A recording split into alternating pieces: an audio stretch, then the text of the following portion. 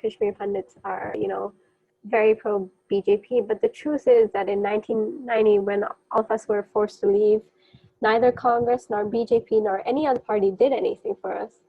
And so it's just simply not true that we are, definitely leaning towards BJP. Welcome to the Global Indian Podcast, the world's greatest journey and the official platform for people of Indian origin. Because let's face it, we are everywhere. My name is Rajan Nazran, and on our weekly show, we plunge into the human experience of being a person of Indian origin, take a closer look at the countries we now call home, and tackle the issues you need to know more about. This is the world's greatest journey that will ultimately change the way you see the notion of Indianness to be, and importantly, our connection to each other. Every week, the team and I are joined by our guests, where we have open conversations about the 50 shades of brown that is our experience, and take a closer look at the issues close to their hearts. In this podcast, we travel all the way down to a small little place that has been at the center of controversy and has been disputed for as long as I can remember in my lifetime. Yes, we're talking about none other than Jammu and Kashmir. Now, collectively, the person that I'm speaking to belongs to a much larger group, and together they are called Ridhi. She and the group are fantastic writers, journalists that talk about the true facts of what takes place in their region. They have asked to remain anonymous, so therefore you can see where the photo and the names have all been changed according to their requirements. What is incredibly remarkable is the bravery that they took to bring these messages out there, and importantly delve into something much deeper than the mainstream news refuses or often neglects to speak about. This podcast is a remarkable journey, and I truly hope that you embrace and you realize that they're not taking any standpoint towards pro or anti-governments, but much more their personal perspectives and the things they wish you to know more about. As always, these podcasts have been proudly supported by our dear friends at shareme.com, the app for all your wellness, fitness, and beauty needs. If you'd like to find out more about the Global Indian series, wait until the end of the podcast. We can give you our social media links and find out ways in which you too can get involved. One last pointer, please do forgive the quality of the recording, obviously because of the current situation that we're in. It's probably not the best quality that we could get hold of, but it doesn't take away from the message. I hope you enjoy this session. Get up and just move. Get up and just move. Get up and just move. Get up and just move. Get up and just. But just so the audience know and they're aware, Ridhi isn't your real name, but it's the name that you have been using. And obviously the photo with the glasses, the hair, the cartoon character, evidently that's not you either. It is a cartoon. Yes. You sound very mysterious, almost James Bond-like, don't you? Yeah. So maybe before we kick things off, Ridhi, you've been doing a lot of writing, and one thing that I noticed with a lot of the stuff that you write that is very good is opinionated, but it's got in-depth research done behind it. I know that you're an international student, so you are studying abroad as well. And when we had a conversation on the phone, I suppose the question I asked you was, well, you write about Indian politics, you write about what the current state of affairs is there. The question is, well, why do you do it? Why do you care? Why does it make a difference? So I guess that might be the best way to start this off. So as I first told you when we met, I'm Kashmiri. So definitely what the world perceives of Kashmir has impacted my life a lot. In that it's like half the educated population in this world has an opinion on Kashmir. And at first, Indian politics was, it wasn't very much brought into the global spotlight. But now with ever since Modi came into power, it has been in the spotlight. And I think not that, I'm trying to defend his government, but I think a lot of people unnecessarily get dragged into you know being associated with his party, and a lot of Indians especially. And it creates this negative image of India that I don't always necessarily think is true, and also this negative image of Indians. And so I write because honestly I don't have a particular political leaning, and I just want to know who is being clean about what they say in their political speeches and all of that. And so I thought, okay, let's tell other people about that too. Yeah. I suppose it comes down that there is a big frustration because as people of Indian origin, wherever we go, even though we may be 1, 2, 3, even in some cases 4, 5 generations removed from India, anything that happens there politically is almost then stood up as a mirror to yourself, and people judge you upon that. So then when all of a sudden you see these massive headlines of things like India is now a fascist state, or liberty has been taken from India, you kind of start thinking, God, have we got that bad? Is that where we are right now? But I suppose what you're looking to do is, rather than be political, you're honestly talking and saying, well, look, let's have a look at both sides of the argument. Let's look a bit deeper than the headline bashing that Indian journalists are known for. I suppose the question is, it's like you've had some massive successes with this. I know that there was one conversation that you were involved in, which was talking about Kashmir as a whole, and you rightly said you are from Kashmir, you are from that region. Run us through a bit more about that. What was the conversation that was taking place? I think it was particularly on a Instagram chat of an account that had over, was it like 300,000 followers? 300,000. Yeah. So what had basically happened was that there was this one account, a very influential account, that had reposted this post that contained, A, blatant false information, and B, misinformation. So the account that they actually reposted it from was it was a relatively small account, only I think 1,600 followers at the time, but their post kind of blew up because a lot of people like to talk about Kashmir and the perceived freedom struggle there. So the post was basically about what they described to be Indian occupied Kashmir. And so I think there were about 8 or 9 slides, and I think save for one, I had spotted either blatant false information or misinformation in all of them. So the very first one was the population figure they gave of what they describe as Indian occupied Kashmir. What they gave a figure of was actually they had inflated the number of Muslims in Kashmir. So I believe they said 13 million instead of 8 million, I think. So that was the first one. That was, I think, slide 2. Then it goes on to, quote army personnel figures that are, almost twice as much as we know to be there. So I think the number was 700,000, but 700,000 is, it involves it's not army personnel. It involves like regular security persons as well.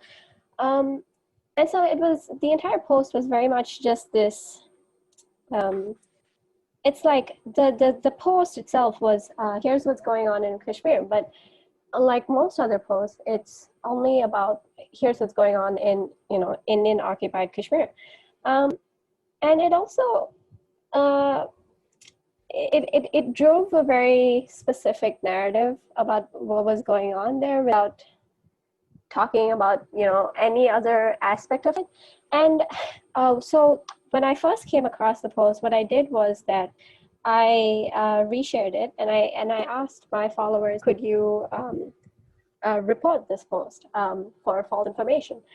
And so I tagged the person who had initially created that post, and so I got into a conversation with this person, and it turns out the person really did not know anything about Kashmir. And sad to say, I was not surprised, because this is, most of the people I talk to about Kashmir. And then at first it was really weird. He was like, how about you send me an academic paper well researched on the issue? And I was like, okay, if that's what it takes to make you take it down, all right. But eventually I think he cooled off. He took down the post, and then he contacted the big account that had posted it. Yeah. So what happened was that the big account knew that it contained misinformation because they were informed, and they just left the person unread. So they chose not to do anything about it. And then so they eventually do reply a few hours later to this person, and then the person gets back to me and says, hey, I think I'm not going to speak for them, but they don't want to take it down. And I'm like, okay, I guess I'll email Instagram about it.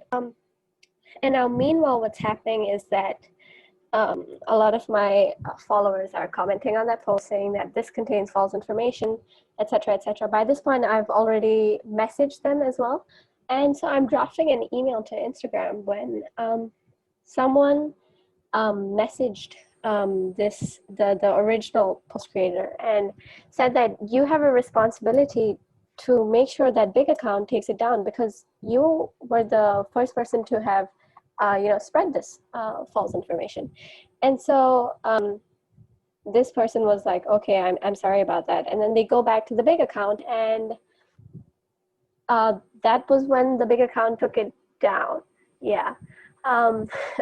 They were definitely not happy about it. I honestly think it was a fluke chance. If the original creator of the post didn't have a conscience, I don't think it would have happened.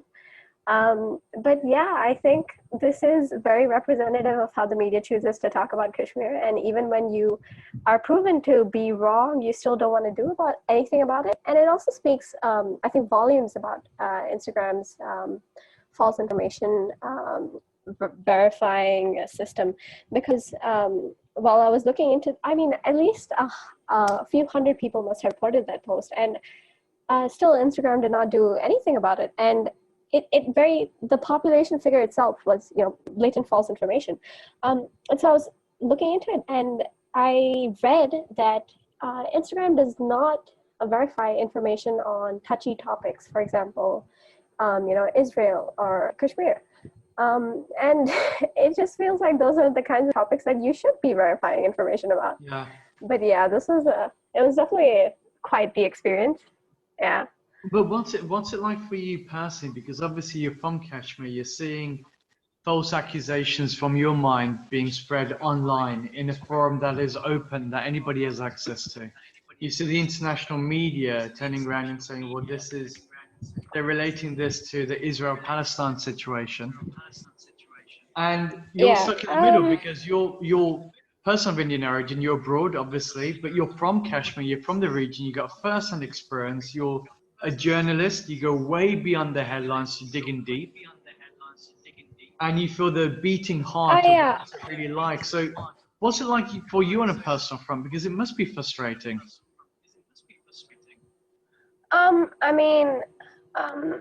I remember when we first spoke, I mentioned that I visit Jammu a lot.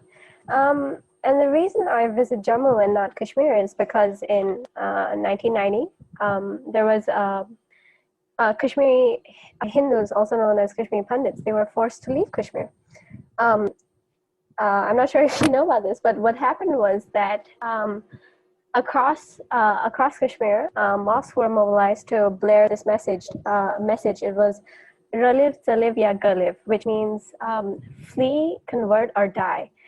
And so on that night of 19 January 1990, 300,000 Kashmiri Pandits were forced to leave. This was together with Sikhs and Christians.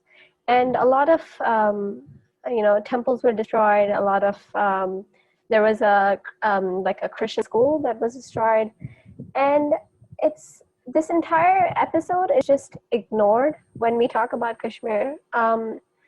When we talk about Kashmir, when the mainstream media talks about Kashmir, it seems to be a very specific Kashmiri that they're talking about, which is the Sunni straight Muslim man, and it's every other person.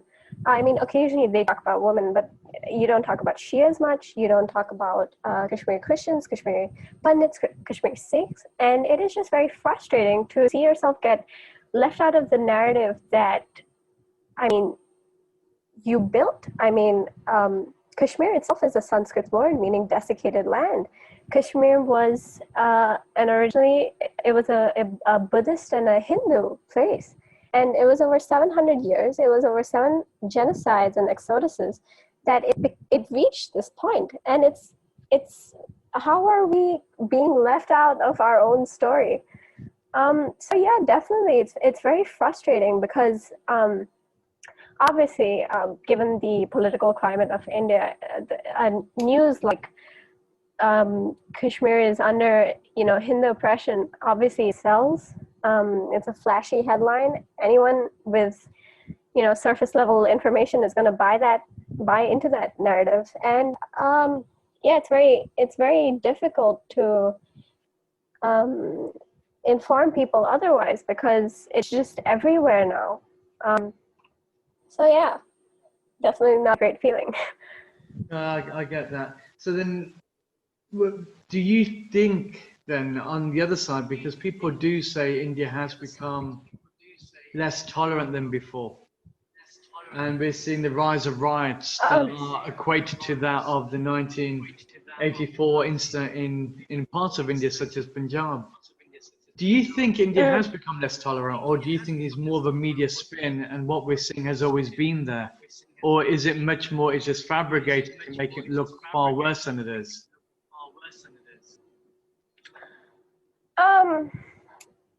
Okay, so I'll start out with this. I think India is a very, very big place. Yeah. And so I definitely, I think some of the BJP leaders have obviously added fuel to this sentiment that is very anti-Muslim in India. And that does definitely, I think it riles up emotions, but honestly, in almost most of the cases, they are not quite doing something without being provoked. I definitely think hateful sentiments have been on the rise ever since BJP came to power. But I think these were all just dormant feelings that are being shown now. And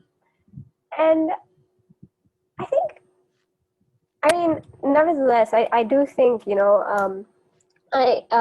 even protests actually aren't really on the rise. These protests have been happening for ages. It's just that now it gets a lot more coverage. It gets a lot more international coverage as well. Definitely, there are awful things happening to minorities, but it's in India. Like I said, India is huge. So a minority community in one part of India is not the minority community in another part of India. Yeah. And I think that is what the media really fails to highlight. And I definitely think there are instances of religious, discrimination and bigotry that people should, be penalized for, and such cases should definitely be investigated. But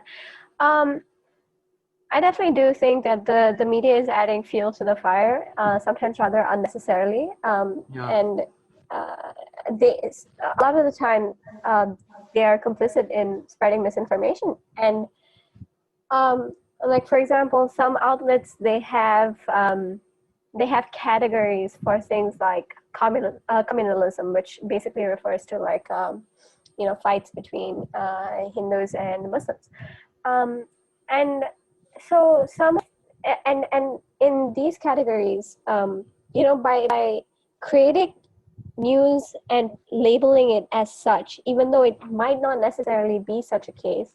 I think it's definitely very provocative. I think it definitely riles certain sentiments amongst people, and I definitely don't think that is helping in cooling, the political climate in India. Yeah, Yeah. no, you're right, because you did a fantastic article before, which was talking about press freedom. And the whole world has been saying, well, India's press has been more attacked than ever before. But as you expertly put out in your article, you actually showcase that the freedom to press has been taking a bashing for a lot longer than just Prime Minister Modi's reign. It's also been prior to that through Congress.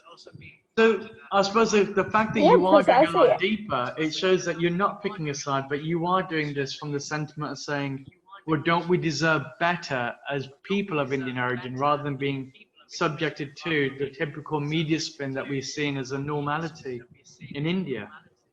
Like, are you ever scared? I Because a lot of the stuff that you write is quite controversial, and it can definitely get into hot water in places. If you were in India, for example, like you did a whole feature talking about the different Indian media houses, from the Quint to the whole range. And I think personally, I think it's fantastic, it's needed. But is there ever a sense of fear on your side, thinking, have I yeah, overstepped? um, I think we're doing a very good job with the anonymity. Um, I definitely do have that sentiment a lot, because a lot of, like, for example, there's this one account, it's called Kashmir Youth Movement.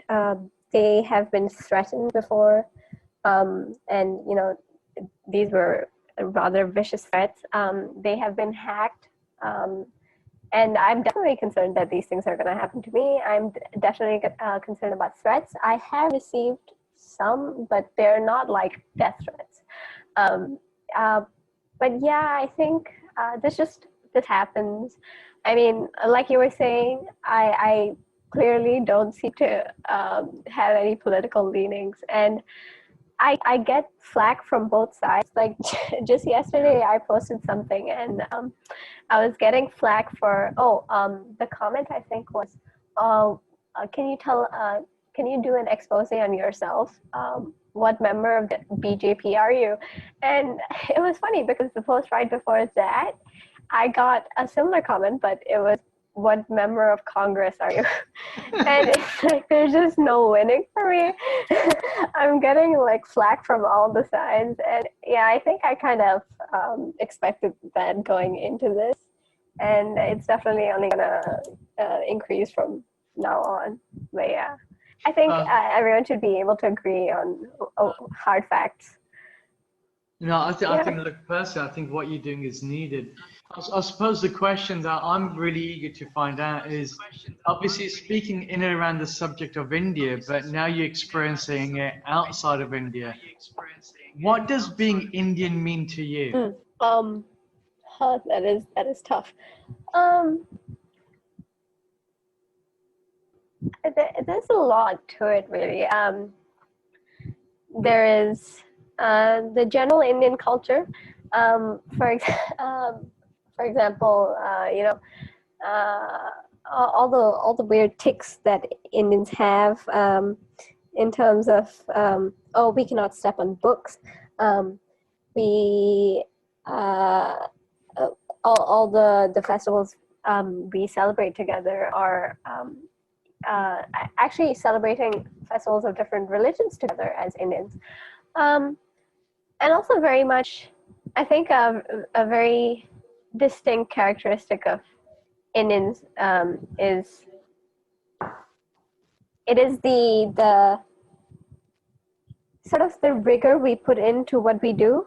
I think that characterizes almost all of the Indians that I know. And I think, I think that would be a very distinct feature of what really makes us Indian. What is Indianness to you then? Because those are great characteristics, looking at culture, looking at linguistics and religion, so on and so forth. But what would you class as Indianness? Because since you're now away from India, you're going to be feeling it through a very different vise compared to most people. Because now you've almost got, one foot in both worlds. So what does Indianness mean to you now? Because you again, you're tackling on some of the big issues that people are using to define India. They're saying, well, India's a fascist state, that there's no religious tolerance, and you're on the other side saying, actually, no, true Indianism is a liberal value. It's intellectual Mm, curiosity. It's the ability to actually question and not go just with authority. yeah. And so your version Yep. of what India means is very different compared to what a lot of the comments that are made to you are, which seems to be take the pill, swallow it, have the Kool-Aid, and don't question it. Yeah. Yeah. I mean, I think even though a lot of Indians don't really understand the struggle and the history of India, I think it is sort of a part of us. Um, that we have fought very hard and worked very hard to get to the point where we are. Um, and yeah, I think it is that persistence, that want for freedom, being able to talk openly, um, the quest for you know the truth, things like that. I think that really characterizes us, and it's a thing that has been within us for a very long time now. What is the one question that you love people to ask you? Because you rebuke, like your surname, pseudo surname suggests, a lot of info. But is there anything that you wish people to ask you about so they can actually get to know why or how or the motivations behind it all? Is there any question I want people to ask me? I mean, I think something I really want to air out to the world is that I really don't have any political affiliation. Like I could, as in yeah, I really could not care less about, uh, like, I would vote by my ideals, but I don't conform to any one party. Yeah. And yeah, I think that is something I really want people to understand. And also because I'm a Kashmir Pandit, and because the BJP revoked Article 370, everyone assumes that Kashmir Pandits are, very pro BJP. But the truth is that in 1990, when all of us were forced to leave, neither Congress nor BJP nor any other party did anything for us. And so it's just simply not true that we are, definitely leaning towards BJP. And yeah, I just want to get to the bottom of everything, so I don't really have any leanings. Yeah, no, Yeah. I get that. Do you know what? I think one thing that the audience need to hear more of, in my opinion, is almost your experiences in Kashmir. Because I remember when we were speaking before, you had like a whole family incident over there with the waste, for example. Nobody would do anything. I saw some of your posts about some of the Sindhi girls that were Mm, forced marriages, and the grabbing part of that was if you're outside of Pakistan, you need to read this. Because on one mm, token, people are yeah. saying free Kashmir, and on the other token, they're saying, we should belong to Pakistan. And it's only on religious grounds rather than looking at economic or identity of other sorts. And I think that's a very Mm, scary thing, yeah. especially very one-sided. But run us through some of those stories that you mentioned, because you mentioned one about Maria and the other one about Hummer, which was on there. Yeah. So Maria Shabazz, she was a 14-year-old girl, if I have it right. And so what happened to her was that she was taken at gunpoint, and she was kidnapped. And this happens to a lot of minority girls in Pakistan every year. The estimates are between 1,000 to 2,500. For young girls, I think it is 1,000. Yeah, and so what happened to her was that she was with her kidnapper for 3 months, and then when her mom filed this case with the high court, and when she showed up for the trial, she said that she had willingly converted and married her kidnapper, and the court dismissed, birth certificates that proved that she was underage. So, despite her claims that she had willingly married this person, she was not legally allowed to be married anyway. But the court dismissed, the proof that showed that, and based on what eyewitnesses said, it appeared that she was being coerced into saying that she had willfully been converted and married to this man. And yeah, I think this wasn't even that bad a case. There was a case, I think, in 2018. I think her name was Wrinkle Kumari. What had happened was that in court, she had initially said that she had willfully converted, and later, I think a few days later, she said that she had been forced to say that because her family was threatened, and her abductor had said that she would kill her family if she didn't tell the court that this was all done by her will. And so what happened was that a group of radicals called for her head to be chopped off simply because she said that. And yeah, so that was one case. That was Huma Yusuf and Wrinkle Kumar. This was Maria and Wrinkle Kumari. And then Huma was, she was similarly, she was kidnapped and she was taken to a place that was very far away from her home. And when she was taken to court, the judge refused her sentence, I believe, and even before that, the police were very insistent on taking the case, and apparently they only filed the case after refusing several times. And so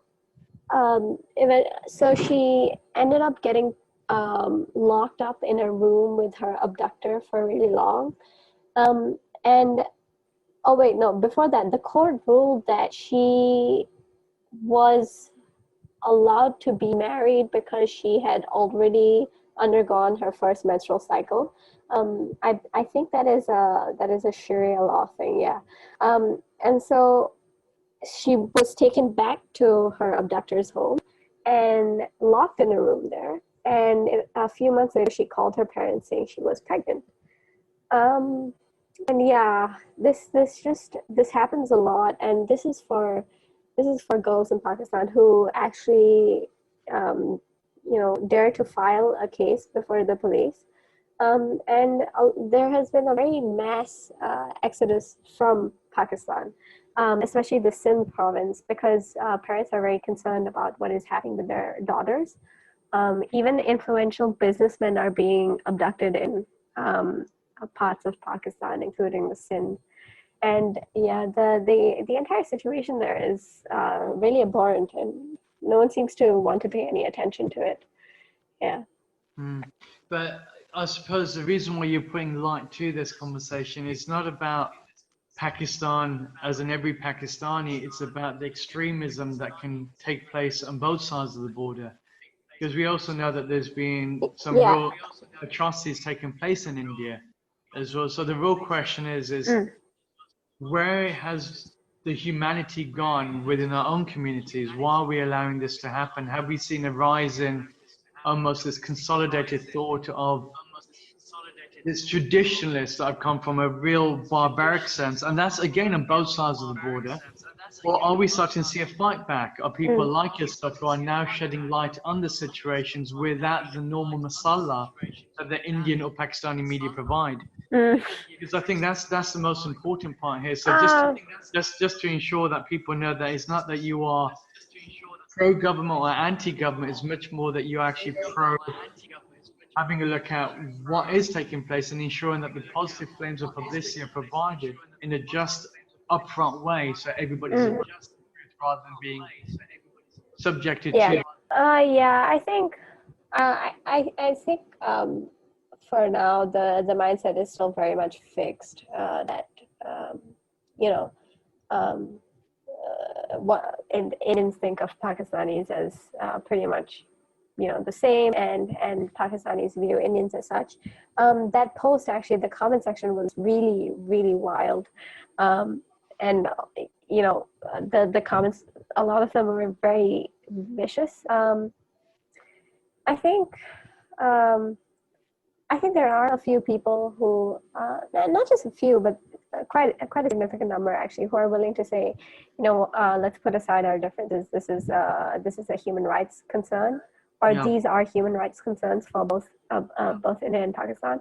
Um, but I think these people are very closeted. They don't want to come out and say these are issues that we should be discussing, because they might get publicly attacked for it. In India, especially, if you talk about minorities being oppressed, you potentially could be attacked by the right.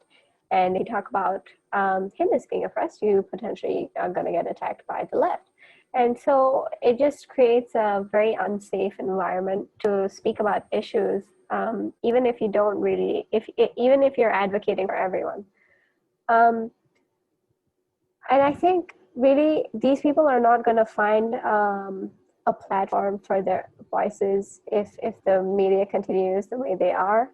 For example, the Pakistan cases, a lot of the outlets that were actually reporting on it were what we would describe as right-leaning outlets. And clearly they were reporting on this when no one else was. The question is, why weren't other outlets reporting on this? And so, yeah, it's just, even on human rights concerns, media outlets are picking a side here, which I have never understood. It's like, someone is dying. Why are you turning this into a political issue? And yeah, unless I think the media changes how they're discussing these issues, then people aren't going to change either. People are not going to find a platform for their voice. And yeah, I really don't know how this is going to turn out in the future. Yeah.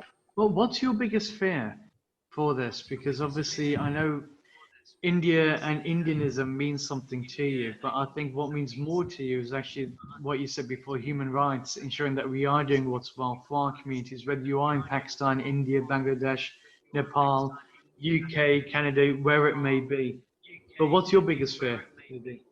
I mean, about India, my biggest fear is obviously that one day I will wake up and on my passport, instead of saying Indian, it will say Pakistani, because Kashmir has now become a part of Pakistan.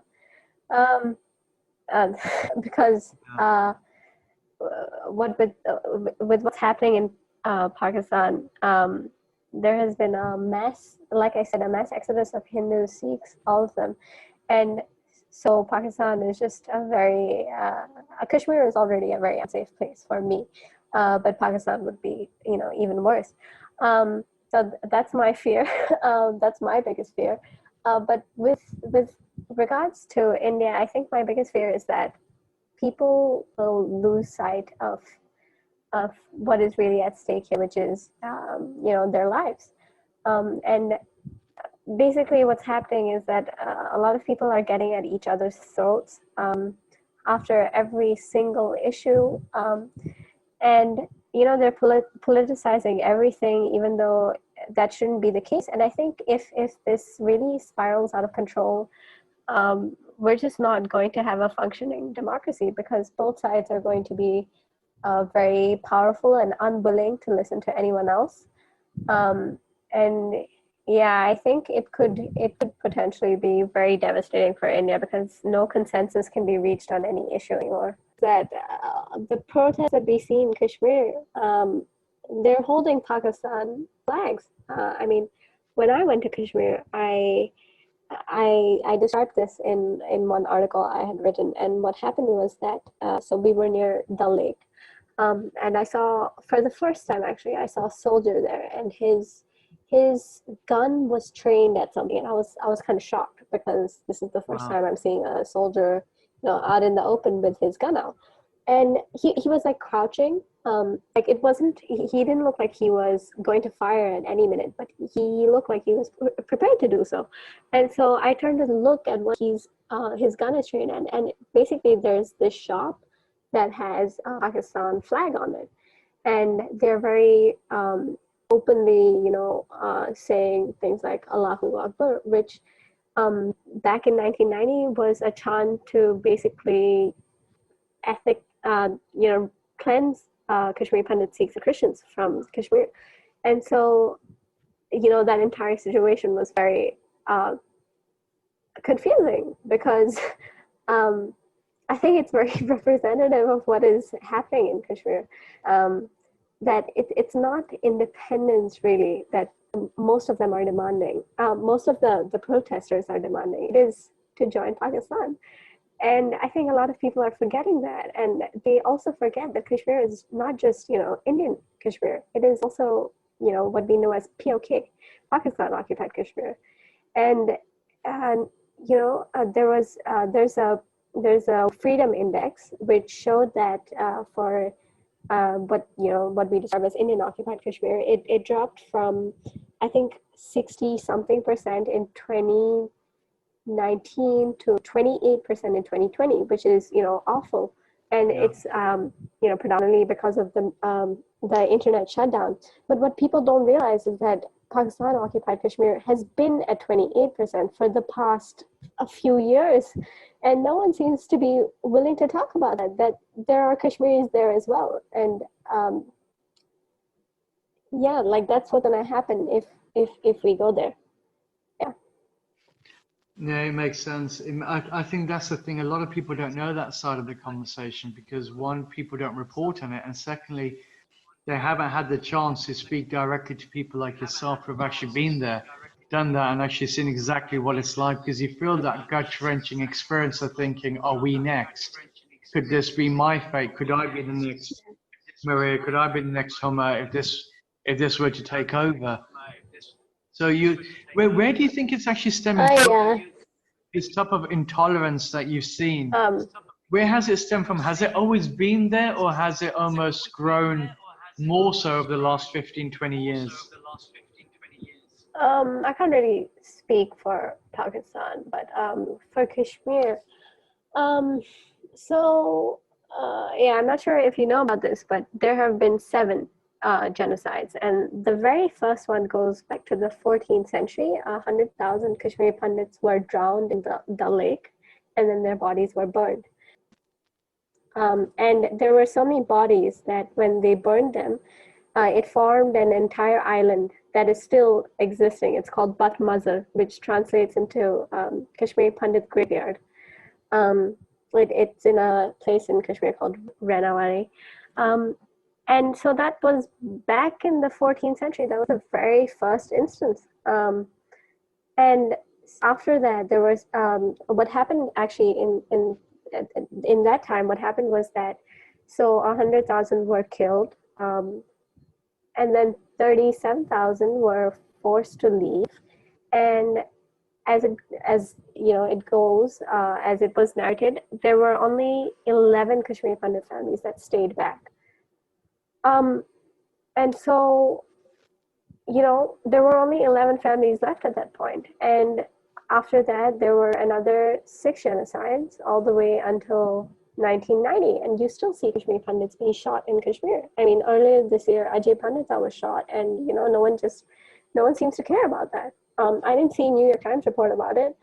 And it was clearly a very symbolic act of religious violence. But because it's in Kashmir, no one seems to understand that it is possible that Hindus are being oppressed in Kashmir. And so this has been going on since the 14th century. And it was definitely not this bad. I mean, my family has a lot of Kashmiri Muslim friends. Kashmiri Muslims and Kashmiri Hindus were we are ethnically pretty much the same, just, some are converts.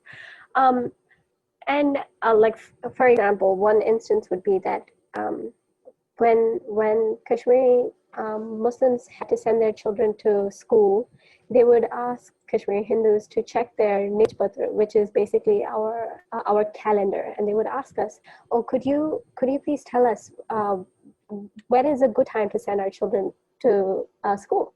What is the Shubh Din? What is the auspicious din?" And so there was this bond amongst us that went beyond religion, because ultimately our culture, our language is the same, our food is the same. But there has always been this sentiment, ever since partition, that we must join Pakistan, because they are a Muslim nation, and because we will be positively discriminated against as Muslims. And there's a book about this. It's called Our Moon Has Blood Clots. And so what happened the first time when India played a match in Kashmir, it was a cricket match. What happened was that the entire stadium in Kashmir was booing the Indian team. I think it was against West Indies. They were booing the Indian team. And so it's like, even though we were, sort of living in harmony at in 1950s, there was always this underlying sentiment, that a time will come when we will have this, we will want to join Pakistan, and it all blew up in. First, it blew up in 1970 when the 1970s, when there was the sixth exodus, and then in 1990. So has it always been like this? I don't know. I mean, it like I said, it's happened 7 times over. There has just always been some sort of unrest in Kashmir. There have been periods when everything was tame, but the last time it was like that was way back in the 1800s. So yeah, it definitely is not like what the media makes it out to be, which is, it's not an issue that started in 1947. It is something that goes way before that, which is back in the 14th century. Yeah. That's really interesting. That is really, really interesting. What a fantastic episode. I told you, remarkable individuals there. That will not be the last time you hear from Ridhi and the group. They will be also providing further content for us. They'll be writing for our unique and soon to be launched website platform, the Global Indian Series. There you can see our entire content, from articles, videos, through to the podcasts. And importantly, also, you can engage in a deeper way and more meaningfully with some of the big issues taking place globally, and find ways in which you too can participate in making a better world for all. As promised at the beginning, if you'd like to find out more about what we do, reach out to us via our social media channels. If you're on Instagram, do follow us at the Nazrans or the Global Indian Series. There you can also reach into us to share your stories. Likewise, if you're on YouTube, couldn't be easier. Just simply type in the Global Indian Series, and there you can see the entire repertoire so far of conversations from around the globe. Also, make sure you do share, like, and subscribe. It really does help support us. If you have a story to tell and you find these stories to be of useful benefit to you, please do share and do get in touch, because together we get to create a living encyclopedia that is the human experience of being a person of Indian origin. We truly are the world's largest diaspora. But for me, it's a crying shame that we don't know enough about each other, those incredible sacred stories of our ancestors, or even our parents alike, how they traveled from distant lands to where they found themselves now. Our identity and culture is incredibly important, and it goes far beyond the tribalism that other people dictate it to be. So make sure you join us in our next expedition next week, and until then, I hope all remain safe. Take care for now.